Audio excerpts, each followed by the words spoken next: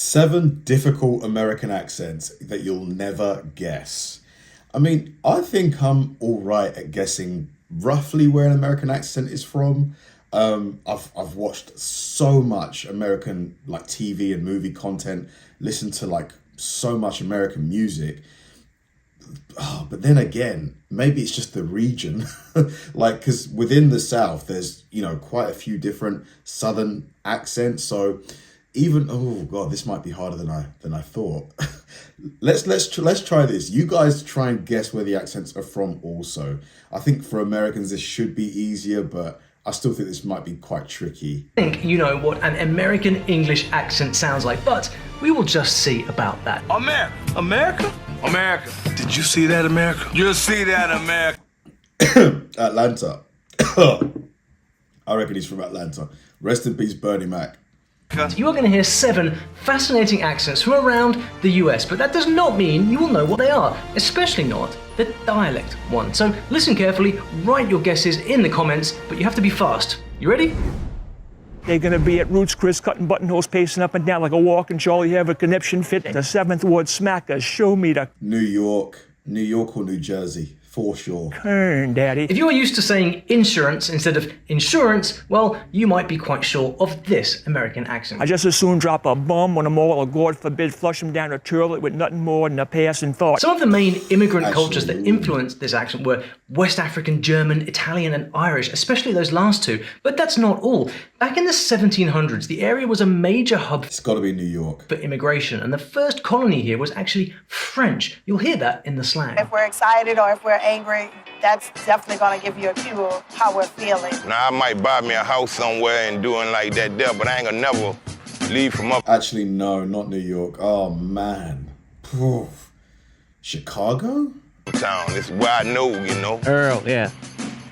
Get a can of Earl. No, Earl lives in Chalmette. The sewer, that was a zoo. You got it yet? Here's a big clue. There's one feature of this accent that's so distinct, it even has a name. They call it the Yat accent, as in, where yat? And a Yat is a person from New Orleans. Now, don't hate on me for pronouncing it New Orleans. That's just the way that we say it in my neck of the woods. Nowlands. And the two that you should never ever say will be Nolans and New Orleans. Who gets a pass on New Orleans? British people. Exactly, I claim my free pass. Here are some typical New Orleans words and phrases. Feel free to share other good ones you know. Momo. Momo. Probably.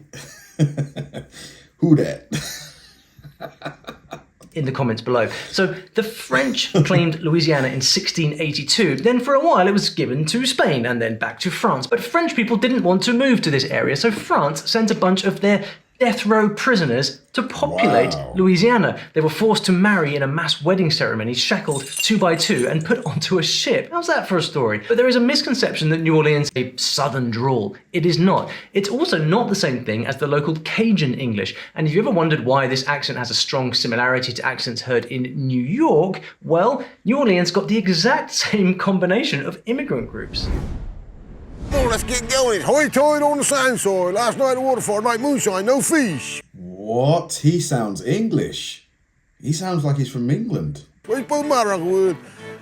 Get it going. Ever heard people speaking like this? It's an endangered accent, so enjoy it while you can. Ever since I can remember, somebody not from here was called a dingbatter. Many of the first speakers came from southwest England and Ireland. The most interesting part, though, is the pirates. That's right. In the 1700s, pirates hid away from soldiers on these islands, so their ancestors were pirates, Native Americans, and English, Irish, Scots sailors. They have a long history of isolation from the mainland. In fact, the dialects developed in almost complete isolation for over 250 years. Another fascinating thing about this American accent is that it's a rather archaic form of English known as tidewater raising, and a similar thing occurs in Canadian English. I'm talking about, of course, high tider English. If you want to hear it, head for the Outer Banks Islands of North Carolina. Back 30 years ago, you used to get the prices we're getting now.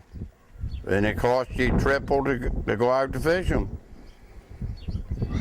Cost me over $300 a day just to go out. The communities live in just a few That is you can hear bits of English in there, you can hear bits of American in there. It's very, small coastal towns like Ocracoke and Tangier Island. Their unique way of speaking has a bit of a bounce to it. And in linguistics, the way they pronounce their vowels is called goat fronting. Words like about, mouth, and house become about, mouth, house, although I think I'll leave it to the professionals to pronounce it. High tide on the south side. High tide on the south side. High tide on the sound side. Here are some local words. Now, your turn. You know the drill. Well, because supposedly. He just got a boat. Supposedly. What? That's ridiculous. This delightful Ridiculous. I don't know. I can't place it. accent is influenced by 5 decades of immigration from Cuba, from the Caribbean, from Central America. Way back in the Miami, Florida.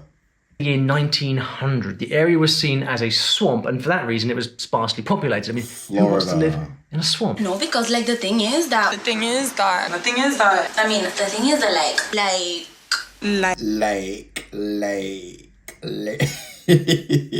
Like the way the lower mouth lake. That's the thing.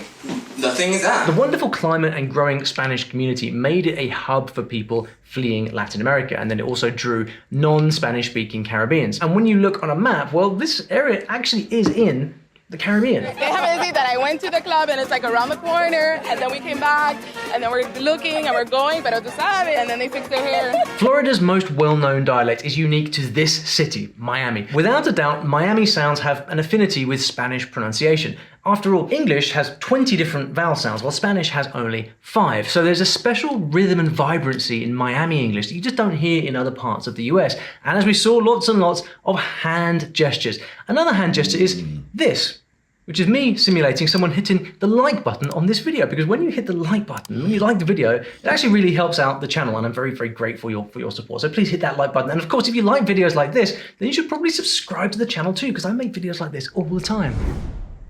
You want to take all that and bring it home. Bring it down. Calm it down a little bit. I love the accent, man. I've said this so many times. You guys are probably sick of hearing it, but that southern drawl, it just sounds so nice. It sounds so relaxing. Like, yeah, I can listen to that all day long. That accent, what would you give that out of 10? I think that was all right. I'd give that a 6. And now for something completely different. The accent's gonna slow right down. Think burning hot region, slower delivery. We have about 190 goats, 180 chickens, about the same number of ducks, Hanoverian horses, you name it, we've got it. In the mid-1700s, wealthy British traders living in this part of America started dropping the R sound from their speech as a distinction of their class. But the rural classes, many still working on plantations, still pronounce the R, and you can hear that difference to this day. Anywhere where it's so hot, we don't just open the mouth and let the sound hang out there to dry. The southern accent is known for melodious sounds and vowels lengthened to a drawn. What's up with pen and pin? They both sound like pin to me. Of course, there are different southern accents, 7 in fact, and we cannot forget the beautiful southern aristocracy thing. Do you think that was kind to bring your good-looking brother down here just to break my poor, simple country girl's heart? Aren't accents? It's almost a bit like a mix between an English, I think, what do they call that accent? A transatlantic accent? Like bit of British American, like together. Fascinating. For me, accents are to language what salt and pepper is to food. And this is especially true if you're learning a foreign language, which, after all, is what this channel is all about. And if you are learning a foreign language and you want to improve your accent so that you can just fit in better with whatever foreign language community matters most to you, the most important thing is to get feedback from a native teacher, because certain things you just have to have pointed out to you. And when it comes to accents, it can be quite difficult to figure it out on your own. So actually having an actual human being point out what sounds natural and what doesn't really is the smart path to improving and sounding more natural in your foreign language. When I want to get help from an expert language teacher, I head to Languatalk. Now, we got snowmobiles, we got hill sliding, you know, it's a whole different season. Wisconsin. I think you drop the "wi," don't you, with Wisconsin? And you love to enjoy, we're outdoor people, so we love to enjoy the outdoors, and we love the 4 seasons. I bet you've been waiting for this one. The settlers who came here in the 1800s were, wait for it, Finnish, French-Canadian, Cornish, Scandinavian, and German. In fact, Oklahoma, maybe? Most of the descendants of Finns who settled in America are still right here in this very spot. Hey, That's a good idea. To this day, they use a German Scandinavian ja instead of yes. And just to make the accent even cooler, there are a lot of Algonquian-speaking descendants among them, as they were the first people here. You have to work for it. You go out there and you work your job and you pay big bucks, or you just go out in the woods and cut down trees Sweat and a little. have a lot of fun, have a little workout, you know, it's a good family time. Anyway. Yeah, Oklahoma or Dakota, it's got to be one of those two. This very distinct dialect has its own name. It's called Yupa, or Uparese, from the acronym UP, Upper Peninsula. To be a Youper, you had to be born a Youper, and really, if you aren't one, you really can't understand. You just know it. And we are talking about, of course, the upper Midwestern accent. He went to Green Bay with the guys bowling, and he was at a restaurant, and the waitress came over to one of the other fellows, and she said, "What country is he from?" And here he is, a genuine Youper. One very recognizable thing that they do is end their sentences with a, and there's also a lot of then, there, that, instead of then, there, that. But what can you tell us about this dialect? Let us know in the comments. Man, accents are so cool. It's just funny how, you know, a group of people living in a certain place just develop their own way of speaking. Like here, the UK, I think I watched a video recently, the UK can fit into Texas 4 times. Nuts, right? But we have, you know, 20 miles in either direction. People will sound different. It's crazy. Like, I'm in West London, right? If I was to drive, I'm really on the edge of West London. If I drove 50 miles up the road, people would sound so different. They would be almost like this, like a bit like this. It's so weird. It's so weird. Sometimes even less, 30 miles, and they'll sound different. Like 30 miles east, and people sound like this. All right, mate? Do you want a cup of tea? Do you want a slice of cake? Like that. It's crazy. Did you eat them baked beans? Yeah. They were awful good. So take down that road there. Once you get down to where Michael crashed his truck into that tree, you're going to want to take a left. There's a party in the pit tonight. And you're going to go down out into the woods. You'll pass Uncle Bucky's. Once you get out there, you'll want to take a right. Spring? No. Mud season. Any Stephen King fans out there? Now, I don't need to tell you where this is. You definitely know. In this part of America, clearly the perfect setting for horror stories, there's a universal agreement that goes something like, "Eya." Is that right? Eya. Eya. Eya. They also speak like they have no R's, except at the end of words where they shouldn't be in the first place. So you get what linguists call the intrusive R. Intrusive meaning it shouldn't be there. It's intruded, like Lisa, or yoga, or pasta, or what is this? But they say the strongest version is down east. You have to have kind of a in your sound because most tend to smoke or tend to have some kind of gruff activity that'll make their voice a little bit more gruff.